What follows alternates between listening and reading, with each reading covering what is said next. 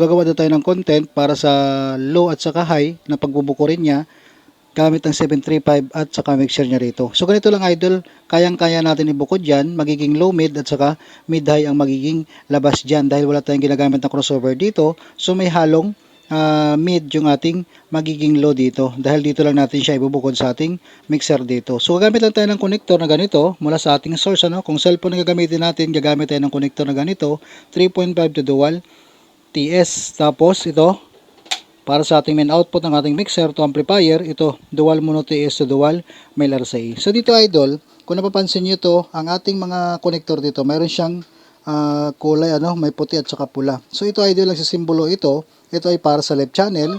Ayan yung puti na to. Tapos itong pula para sa ating right channel. So magagamit natin dito ngayon dahil ito yung gagawin nating connection dito. Sundan natin yung ating mga kulay na to para hindi tayo maligaw sa ating magiging connection dito. So ganito lang siya idol gamit yung dalawang connector na yan, ito ang gagawin natin. So una muna natin gagawin dito yung connection ng ating source halimbawa cellphone ang gagamitin natin or laptop or tablet man yan.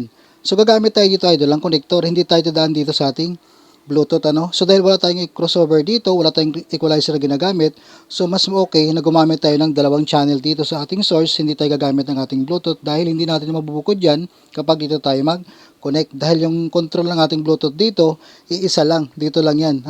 Hindi katulad pag gagamit tayo ng dalawang channel dito, itong 4 halimbawa at saka 5, yung 4 natin gagawin natin sa ating pang low, tapos yung ating 5 gagawin natin sa ating pang mid high. So ganito lang siya, low mid yung 4 at saka mid high yung ating channel 5. So katulad nito, ito yung connector natin na gagamitin, 3.5 to dual mono TS. Ito yung magagaling sa ating cellphone halimbawa. Tapos itong dual mono TS na to, i-input natin ito sa line input ng ating channel 4 at saka channel 5. So dito tayo mag-umpisa muna sa ating channel 4. So saan ba natin gagamitin yung ating channel 4 dito para sa ating low So ganitong gagawin natin. So halimbawa itong ating mga knob dito ayan, so gitna muna natin yan. Yung channel 4 gagamitin natin sa ating pang low.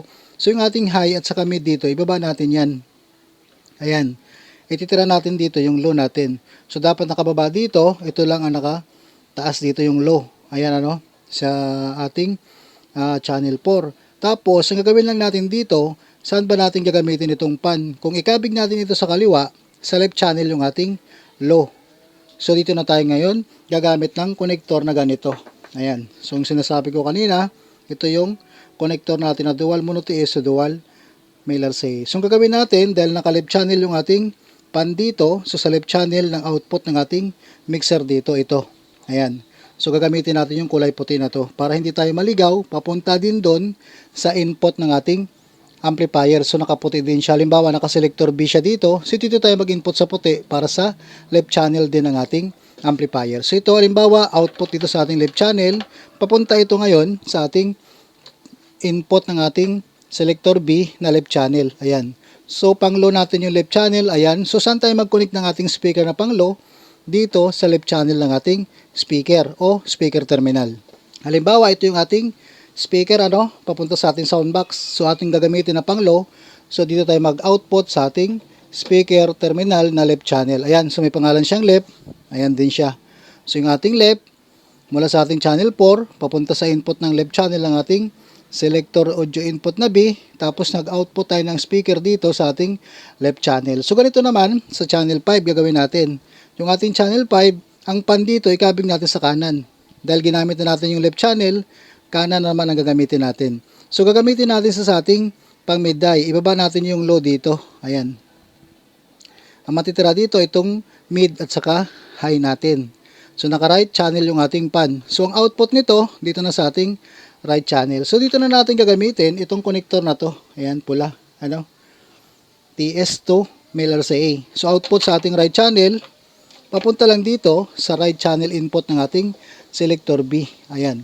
So yung right channel, para sa ating pang mid high, dito na tayo mag-connect ng ating speaker na pang mid high.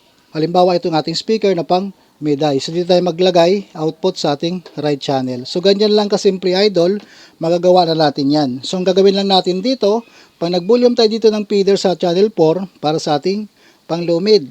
Tapos sa channel 5 para sa ating pang mid high. So yung ating main volume dito, nakapix lang yan. Dito na tayo mag-control sa dalawang feeders na to. So ganyan lang idol, itry nyo yan. okay din yan. Lalo pag wala tayong crossover na ginagamit dito.